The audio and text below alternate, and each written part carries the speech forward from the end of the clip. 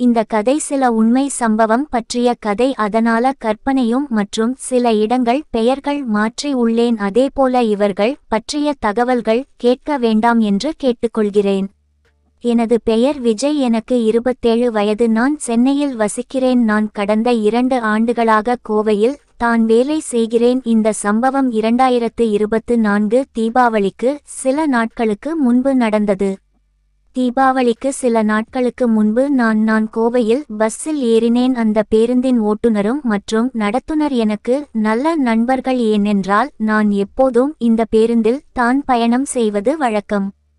நான் என் டிக்கெட்டை எடுத்து இந்த பஸ்ஸில் அமர்ந்தேன். பஸ் இரவு 10 மணிக்கு கிளம்பியது. பயணிகள் அனைவரும் பேருந்தில் அமர்ந்திருந்தனர்.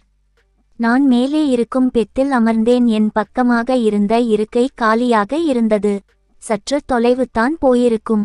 அப்போது ஒரு பெண் பஸ் நிறுத்தி பேருந்தில் ஏறினாள். பஸ்ஸின் நடத்துனர், அதாவது என் நண்பர், என்னிடம் வந்தார். அந்த பெண்ணுடன், அப்போ எனது பக்கத்தில் இருக்கும் பெற்காலியாக தான் இருக்கிறது, அதனால் அந்த பெத்தில் இந்த பெண் பயணம் செய்யட்டும் என்றார்.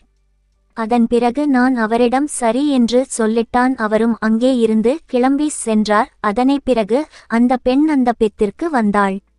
அதன் பிறகு அந்த பெண்ணை பார்த்தேன். அவள் புடவை அணிந்து கொண்டே இருந்தாள். அவள் என்னை பார்த்து சிரித்தா. அவ ஏன் சிரித்தாள் என்று தெரியவில்லை. நானும் அவர்களை பார்த்து புன்னகைத்தேன். அதன் பிறகு நாங்கள் இருவரும் ஒருவருக்கொருவர் எங்களை அறிமுகப்படுத்திக் கொண்டு ஒருவருக்கொருவர் பேச ஆரம்பித்தோம். நான், ஹலோ, என் பெயர் விஜய், நான் சென்னை சேர்ந்தவன், நான் இங்குதான் வேலை பார்க்கிறேன் என்றேன். பெண், ஹலோ, என் பெயர் சுகந்தா, நான் என் கணவருடன் சென்னையில் வசிக்கிறேன். நான் அவளிடம், அப்போ இருவரும் ஒரே ஊரில்தான் வசிக்கிறோம்? அவள், ஆமாம், நாம ஒரே ஊரில் தான் இருக்கிறோம் என்று சிரித்தாள்.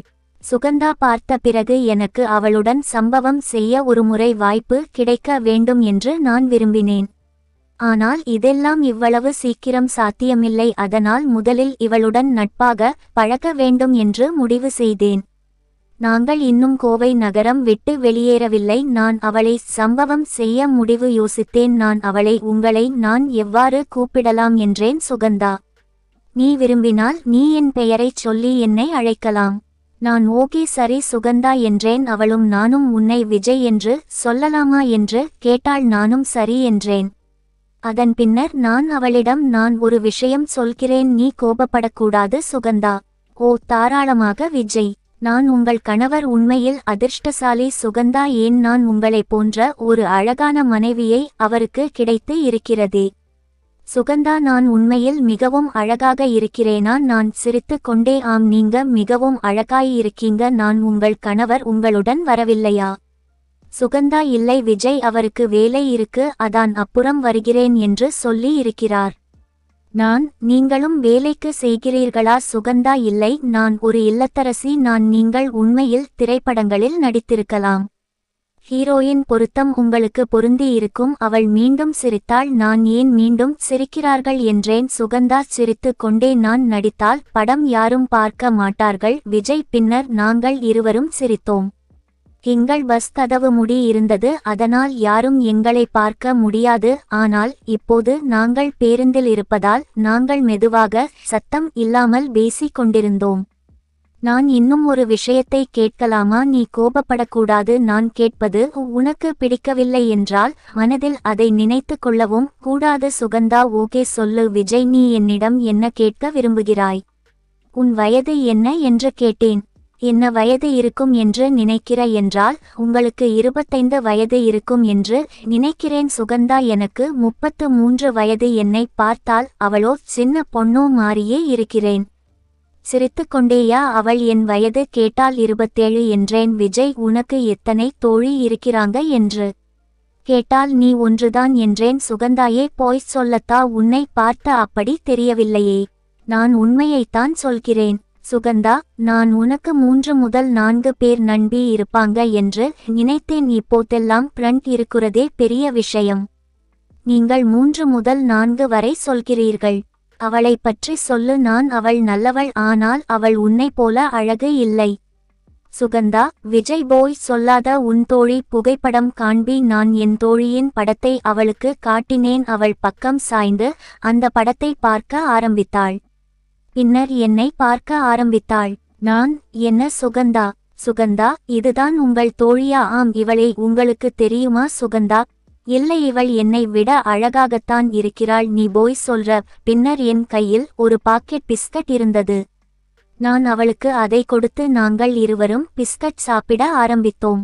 சுகந்தா என் காதலியை பற்றி என்னிடம் கேட்கத் தொடங்கினார்.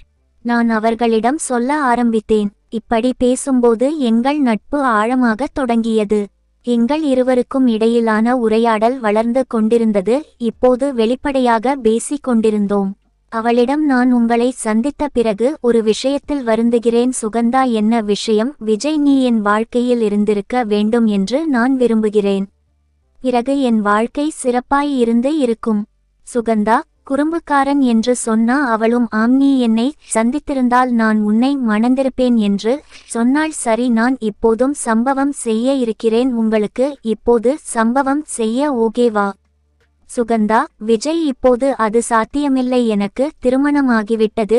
இப்போ உங்களுக்கு ஏற்கனவே ஒரு தோழி இருக்கிறாள். ஆனால் நான் உன்னை மறக்க மாட்டேன். சுகந்தா, இப்போது நாங்கள் இருவரும் எங்கள் முகத்தை புன்னகைத்தோம். பின்னர் என் தோழி எனக்கு போன் பண்ணினாள். நான் சுகந்தா முன் சுமார் அரை மணி நேரம் வெளிப்படையாக பேசிக் கொண்டிருந்தேன். இதற்கிடையில் அவளும் போன் எடுத்து நொண்டிக்கொண்டு இருந்தாள். பின்னர் பஸ் ஒரு இடத்தில் நிறுத்தினர்கள். நான், சுகந்தா, வா போலாம். சுகந்தா, நான் வரவில்லை, நீ போ. சரி, நான் ஏதாவது சாப்பிட வாங்கி வருகிறேன். அவளும் ஓகே என்றால். நான் பஸ்ஸிலிருந்து இறங்கியபோது பஸ்ஸின் நடத்துனரும் ஓட்டுநரும் என்னை அழைத்தனர்.